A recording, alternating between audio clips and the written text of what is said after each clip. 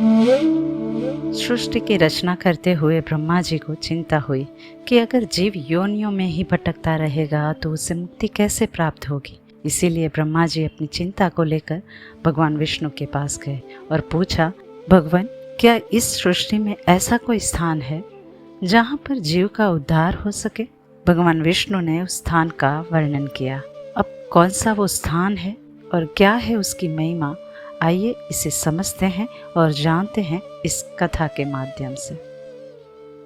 भारत के 4 धामों में से एक धाम उत्कल यानी कि उड़ीसा का जगन्नाथपुरी धाम, जो प्राचीन नगरियों में से एक है, जो हिंदू सनातन धार्मिक आस्था का दिव्य स्थान है, जहां भगवान श्री कृष्ण का हृदय आज भी धड़कता है।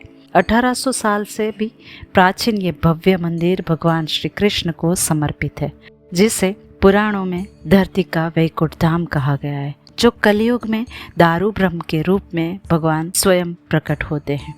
तो चलिए आज भगवान जगन्नाथ के तथ्यों को उजागर करते हैं और जानते हैं उनकी शास्त्रोक्त कथा को। जय जगन्नाथ के जयकारे के साथ उनकी कथा की यात्रा को शुरू करते हैं। वैसे तो भगवान जगन्नाथ का वर्णन कई पुराणों में मिलता है, जैसे कि अग्नि पुराण, ब्रह्म पुराण, नारद पुराण, किंतु इनका विस्तृत वर्णन हमें स्कंद पुराण के वैष्णव खंड के पुरुषोत्तम क्षेत्र या उत्कल खंड में देखने को मिलता है। कथा कुछ इस प्रकार से आती है कि जैमिनी ऋषि कुछ ऋषियों के साथ वार्तालाप कर रहे थे। इसी में ऋषियों ने जैमिनी ऋषि को प्रश्न किया कि हे महर्षि, इस भूमंडल पर सबसे उत्तम तीर्थ कौन सा है?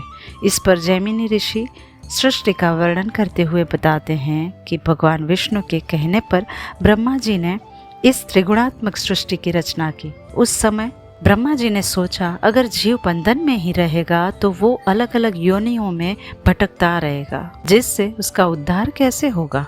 तब उन्होंने भगवान विष्णु का ध्यान किया और भगवान को पूछा कि भगवान, क्या ऐसा कोई स्थान है जहाँ पर जीव बंधन मुक्त हो सके, जहाँ पर उसे मुक्ति प्राप्त हो सके? भगवान ने कहा, अवश्य ऐसा स्थान है। महासागर के उत्तर भाग में ऐसा स्थान है जहाँ पर मैं स्वयं विद्यमान रहता हूँ। इस स्थान पर कोई भी आता है तो वो इस भवसागर से मुक्त हो जाता है। इस महासागर के उत्तरी भाग में एक नीलांचल पर्वत में एक गुफा में मैं नीलमाधव के रूप में विद्यमान हूँ। जो भी इस गुफा में प्रवेश करता है वो 84 लाख योनियों के बंधन से मुक्त हो जाता है। ब्रह्मा जी अपने कार्य को संपन्न कर उस नीलांचल पर्वत की गुफा में भगवान के दर्शन को गए, जहाँ भगवान नीलमाधव के स्वरूप में विराजमान है। उसके निकट एक कल्प वृक्ष समान वट वृक्ष था, जिसके पास ही एक कुंड था। ब्रह्मा जी ने देखा कि उस कुंड में पानी पीने के लिए एक पक्षी आया, जो पानी पीते ही मुक्त हो गया और वो भगवान के धाम में पहुंच गया। ब्रह्मा जी ये देख आश्चर्य में पड़ गए कि जीव यहाँ आकर मुक्ति पाकर भगवान के धाम को चले जाते हैं। उसी समय पर माता लक्ष्मी जी ने पुरुषोत्तम क्षेत्र की महिमा सुनाई और कहा, इस पुरुषोत्तम क्षेत्र में जीव अगर सो भी रहा हो तो भी उसे समस्त सिद्धियों का फल प्राप्त हो जाता है। तो सभी क्षेत्रों में भी श्रेष्ठ क्षेत्र ये पुरुषोत्तम क्षेत्र है। इसी पुरुषोत्तम क्षेत्र में भगवान जगन्नाथ जी विराजमान है। आइए अब जानते हैं इस जगन्नाथपुरी धाम में मंदिर कैसे बना और उसमें भगवान जगन्नाथ जी की कैसे स्थापना की गई।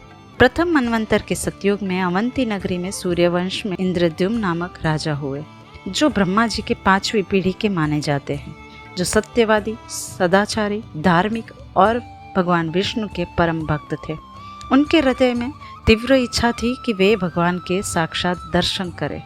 क्योंकि राजा धार्मिक थे और नित्य यात्री साधु संतों की सेवा भी करते थे, ऐसे में कुछ यात्रीगण नीलमाधव भगवान के विग्रह का वर्णन कर रहे थे। वे बोल रहे थे कि भगवान नीलमाधव के दर्शन करने से मुक्ति प्राप्त हो सकती है, और ये बात सेवकों ने राजा को बताई। तो उनके मन में भगवान नीलमाधव के दर्शन की इच्छा जागृत हुई। इसीलिए भगवान नीलमाधव को ढूंढने के लिए उनके ब्राह्मणों को सभी दिशाओं में भेजा गया। उन सभी ब्राह्मणों में से प्रमुख ब्राह्मण विद्यापति को पूर्व दिशा की ओर भेजा गया। यात्रा करते करते विद्यापति सबरकुल नामक आदिवासी समाज में पहुंच गए और उनसे रहने का स्थान मांगा।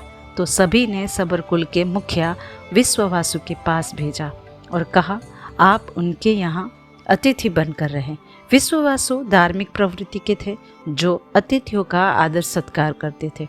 विद्यापति विश्ववासु के अतिथि बनकर रहे। विद्यापति ने देखा कि विश्ववासु के घर से अलौकिक दिव्यता का आभास हो रहा था। रोज विश्ववासु सुबह निकल जाते और शाम को आते। अब विश्ववासु की एक पुत्री थी, ललिता। विद्यापति को ललिता के प्रति आकर्षण बढ़ने लगा और उनका विवाह हो गया। विवाह के बाद ललिता को पूछा कि तुम्हारे पिताजी जब शाम को वापस आते हैं तो एक दिव्यता का आभास होता है, क्या कारण है इनके पीछे? ललिता ने लाख पूछने पर विद्यापति को सत्य बताया कि मेरे पिताजी नीलांचल की गुफा में नील माधव भगवान की सेवा करने को जाते हैं। फिर क्या था, विद्यापति जिस भगवान को ढूंढ रहे थे आखिरकार उनका पता उन्हें मिल गया था। वे बड़े प्रसन्न हो गए, किंतु अब उस भगवान के दर्शन कैसे किए जाए, क्योंकि पत्नी ने मना कर दिया था ये कहकर कि ये संभव नहीं हो सकता है। किंतु विद्यापति ने तो ठान ली थी। इसीलिए विद्यापति ने ललिता के द्वारा जैसे तैसे करके विश्ववासु को मनाया। पर विश्ववासु ने एक शर्त रखी कि विद्यापति को आंख पर पट्टी बांधकर चलना होगा। विद्यापति मान गए, किंतु विद्यापति ने बड़ी होशियारी पूर्वक कुछ सरसों के दाने हाथ में लिए जो मार्ग में जाते समय बिखेरते हुए चलते रहे। इस प्रकार विद्यापति ने नील माधव के दर्शन किए और ये सूचना राजा इंद्रद्युम्न को बताई। और उस समय नारद जी भी वहाँ पर राजा इंद्रद्युम्न की सहायता हेतु आ गए। महाराज ने प्रसन्न होकर नारद जी को भी नील माधव के दर्शन करने का आग्रह किया। इस प्रकार नारद जी के साथ प्रजा, रानियों, घोड़े के साथ राजा ने यात्रा का प्रस्थान किया। राजा ने पहुंचकर देखा तो नील माधव का विग्रह लुप्त हो गया था। वे बड़े दुखी हुए। राजा ने वहां पर स्थित गौरीपति भगवान शिव की स्तुति की, जिससे भगवान शिव ने दर्शन देकर कहा, आप यहाँ पर लुप्त नरसिंह भगवान का मंदिर बनाकर उनकी प्रतिष्ठा कीजिए और फिर सहस्त्र अश्वमेघ यज्ञ कीजिए, आपका मनोरथ जरूर से पूर्ण होगा। राजा इंद्रद्युम्न ने ऐसा ही किया। उन्होंने नरसिंह भगवान के विग्रह को मंदिर में प्रस्थापित किया और अश्वमेघ यज्ञ करना प्रारंभ किया। 999 यज्ञ करने के बाद रात्रि में भगवान ने स्वप्न में दर्शन दिए और कहा, मैं तुम्हें अवश्य दर्शन दूंगा। मैं तुम्हें नील माधव के रूप में नहीं किंतु चतुर्धार मूर्ति के रूप में दर्शन दूंगा।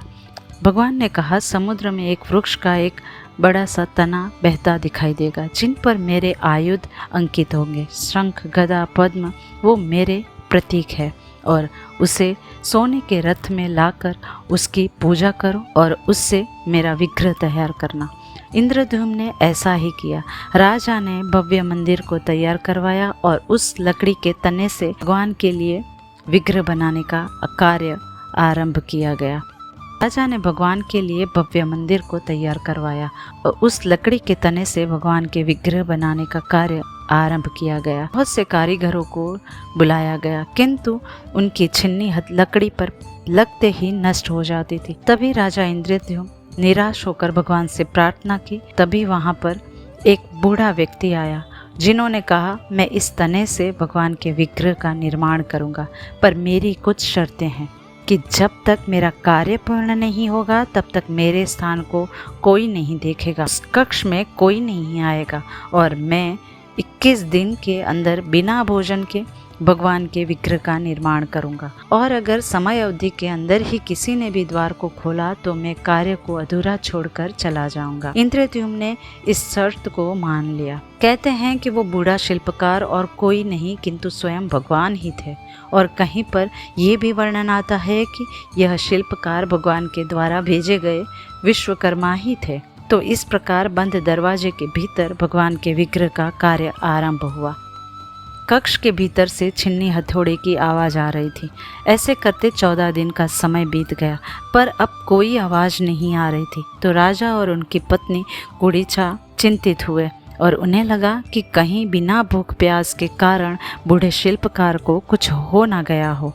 तो 14 दिनों बाद उन्होंने अंदर जाकर देखने के लिए दरवाज़ा खोल दिया। तभी शिल्पकार लुप्त हो गए और जहाँ जिस रूप में प्रतिमाएं बनी थी वैसे ही आधी अधूरी रह गई। जिनके हाथ थे तो अधूरे थे, पैर नहीं थे। ये देख राजा को बड़ा दुख हुआ कि मैंने शिल्पकार के वचन का भंग कर दिया है। और विलाप करने लगे। किंतु वहाँ पर नारद जी ने आकर कहा कि राजन, आप विलाप ना करें, ये भी भगवान की ही एक लीला है। जो भगवान ऐसे स्वरूप में प्रकट हुए हैं उनके पीछे भी एक कारण है, इसलिए उन्होंने इस रूप को धारण किया है। तब नारद जी ने कहा कि जब द्वारिका में भगवान श्री कृष्ण हमेशा वृंदावन की स्मृतियों को स्मरण करते रहते थे, यह देख सभी रानी माता रोहिणी के पास वृंदावन की स्मृतियों को जानने के लिए जाती है। वहाँ माता रोहिणी जब वृंदावन की कृष्ण लीला का वर्णन कर रही थी तो श्री कृष्ण और बलदेव आ न जाए, इसीलिए कक्ष के द्वार पर सुभद्रा को पहरा देने को कहा। किंतु सुभद्रा तो स्वयं द्वार पर खड़ी माता से कृष्ण लीला सुनने में मग्न हो गई। ऐसे में दोनों भाई को आभास हुआ तो वे भी आ गए और वे भी कृष्ण लीला सुनने में मंत्रमुग्ध हो गए। कहते हैं तीनों भाई बहन कृष्ण लीला में इतने भाव विभोर हो गए कि उनके शरीर पिघलने लगे और सारा शरीर सिकुड़ने लगा। ऐसे ही वहाँ पर नारद जी आ पहुँचे और तीनों भाई बहन का ऐसा रूप देखकर उन्हें प्रणाम करते हैं और वरदान मांगते हैं कि आपका ये स्वरूप संपूर्ण संसार में प्रकट हो और सभी को इस आकर्षक दिव्य रूप का दर्शन हो। भगवान ने स्वीकृति दे दी। देखा जाए तो ये द्वापर युग अभी का नहीं किंतु पहले का है, क्योंकि भगवान तो हर युग में हर कल्प में अपनी लीलाएं रचती हैं और अवतार लेते हैं। तो भगवान जगन्नाथ, भगवान बलदेव और माता सुभद्रा का यही स्वरूप है जो आज भी जगन्नाथ धाम के मंदिर में प्रतिष्ठित है। तो जब इंद्रद्युम्न राजा शोक में थे और नारद जी उन्हें ये कथा सुनाई और उसके बाद आकाशवाणी हुई कि हे राजन, मेरे इस दिव्य रूप को आप मंदिर में स्थापित कीजिए और मेरी पूजा कीजिए। भगवान ने कहा, विद्यापति और विश्वासु के वंशज मेरी पूजा अर्चना और सेवा करेंगे। भगवान ने ये भी कहा कि तुमने जो मेरा मंदिर बनवाया है उसके भंग हो जाने पर भी मैं इस स्थान का त्याग नहीं करूँगा। तो इस प्रकार से वैशाख मास के शुक्ल पक्ष में अष्टमी तिथि को पुष्य नक्षत्र के योग में बृहस्पतिवार के दिन को भगवान जगन्नाथ, बलदेव, माता सुभद्रा का सुदर्शन चक्र के साथ प्रतिष्ठा की गई। स्थापना के बाद राजा इंद्रद्युम्न ने भगवान की स्तुति की और राजा ने भगवान से प्रार्थना की और वरदान मांगा कि भगवान, मैं चाहता हूँ कि आपका मंदिर अधिकांश समय तक खुला रहे, जिससे भक्त आपके दर्शन के लाभ प्राप्त कर सके। आपका मंदिर ज़्यादा से ज़्यादा 1 प्रहर तक ही बंद हो। इस पर भगवान ने कहा, मैं आपकी प्रार्थना स्वीकार करता हूँ, पर मुझे हमेशा जागते रहने के लिए भोजन अधिक लगेगा। और ये सुनकर राजा इंद्रद्युम्न ने प्रसन्न होकर कहा कि हम हमेशा आपको भोग अर्पित करते रहेंगे। यही कारण है जगन्नाथपुरी में भगवान को निरंतर भोग लगाया जाता है। राजा इंद्रद्युम्न ने भगवान से एक और प्रार्थना की और वरदान मांगा कि मेरा कोई वंशज ना हो, क्योंकि अगर मेरा कोई वंशज आएगा तो हो सकता हो आगे चलकर आपके मंदिर को अपनी संपत्ति समझने लगे, अपने अधिकार जताने लगे। तो मैं नहीं चाहता कि इस मंदिर को कोई अपनी संपत्ति माने और इसके लिए कोई भी विवाद हो, इसीलिए मुझे कोई पुत्र ना हो। ये है निस्वार्थ भक्ति, जो परोपकार की भावना से भगवान से वरदान मांग रहे हैं कि सब जन का कल्याण हो। और ये बात उनकी पत्नी गुड़ीचा भी सुन रही थी और वो विचार में पड़ गई। अब भगवान तो मन के भाव समझ ही जाते हैं और उन्हें गुड़ीचा को आश्वस्त किया और कहा, माता आप चिंता मत करें, आज से मैं आपका पुत्र बनूंगा और साल में 9 दिन के लिए आपके घर पर आकर विश्राम करूंगा। तो भगवान का श्री मंदिर जो नीलांचल पर है और राजा ने अपनी पत्नी के नाम पर जो महल बनवाया था उसे कहते हैं गुड़ीचा मंदिर। इसीलिए जब आषाढ़ शुक्ल द्वितीया को जो रथ यात्रा निकलती है वो इसी गुड़ीचा मंदिर में 9 दिन के लिए भगवान रहते हैं। और आज भी ये प्रथा चलती आ रही है और आज भी भगवान राजा इंद्रद्युम्न और माता गुड़ीचा को अपने माता पिता मानते हैं। ऐसे हमने भगवान के प्राकट्य और श्री मंदिर की कथा को सुना। आइए अब सुनते हैं भगवान जगन्नाथ मंदिर के कुछ ऐसे रहस्य जिसे सुनकर नास्तिक भी आस्तिक में बदल जाएगा, जिससे भगवान में आस्था, श्रद्धा और विश्वास रखने वाले भक्तों की भक्ति और भी अटूट हो जाए। भगवान जगन्नाथपुरी धाम को श्री क्षेत्र, पुरुषोत्तम क्षेत्र या शंख क्षेत्र के नाम से भी जाना जाता है। कहते हैं कि सृष्टि के प्रलय काल के बाद भी ये क्षेत्र नष्ट नहीं होता है। भगवान जगन्नाथ मंदिर में, जिसे श्री मंदिर भी कहा जाता है, जिसमें भगवान जगन्नाथ, बलदेव, सुभद्रा और सुदर्शन जी रत्नवेदी पर विराजमान है। भगवान ने राजा इंद्रद्युम्न को कहा था 1000 हाथ ऊंचे मंदिर की रचना करना, और ये श्री मंदिर के शिखर पर जो चक्र लगा हुआ है, जिसे नील चक्र कहा जाता है, कहते हैं जिस और भी खड़े होकर उसे देखे तो वो सीधा ही दिखाई देता है। और क्योंकि गैर सनातनी हिंदुओं को मंदिर में प्रवेश करना वर्जित है, इसीलिए भक्तों के लिए स्वयं भगवान साल में एक बार मंदिर के बाहर आते हैं। अगर मंदिर में भगवान के दर्शन ना भी हो पाए और इस नील चक्र के भी दर्शन कर लिए जाए तो भी भगवान के दर्शन करने का फल प्राप्त हो जाता है। इस नील चक्र के साथ एक पताका लहराई जाती है, जिसे प्रतिदिन बदला जाता है, जो हवा के विपरीत दिशा में लहराती है। कहते हैं कोई भी पशु पक्षी उस भगवान जगन्नाथ के मंदिर के ऊपर से नहीं उड़ते हैं और ना ही बैठते हैं, और मंदिर की परछाई किसी भी समय दिखाई नहीं देती, और मंदिर के अंदर समुद्र की लहरों का शोर सुनाई नहीं देता है। और जगन्नाथ मंदिर का रसोई घर तो बहुत ही विशाल है, जिसमें मिट्टियों की हांडियों को एक के ऊपर एक रख कर भोजन पकाया जाता है, जिसमें सबसे ऊपर वाले बर्तन में सबसे पहले भोजन पकता है। ये भगवान जगन्नाथ की लीला ही तो है। तो ये रही कलयुग के जीवों का उद्धार करने वाले भगवान जगन्नाथ की महिमा, जो आज भी उनके भक्त को उनके मनोहर स्वरूप का दर्शन कराती है। कैसी लगी है आपको कथा? अगर अच्छी लगी है तो कमेंट बॉक्स में जय जगन्नाथ लिखना मत भूलिएगा, और बताइएगा कि क्या आपको ये कथा पहले से पता थी। हमें पूरा विश्वास है कि इस वैदिक साहित्य और भगवान की महिमा को प्रसारित करने के इस अभियान में हमें आपका प्रेम और आशीर्वाद सदैव प्राप्त होता रहेगा। तो चलिए मिलते हैं अगले एक और नई कथा और नए ज्ञान को लेकर। तब तक के लिए आज्ञा दीजिए। शुभम भवतु।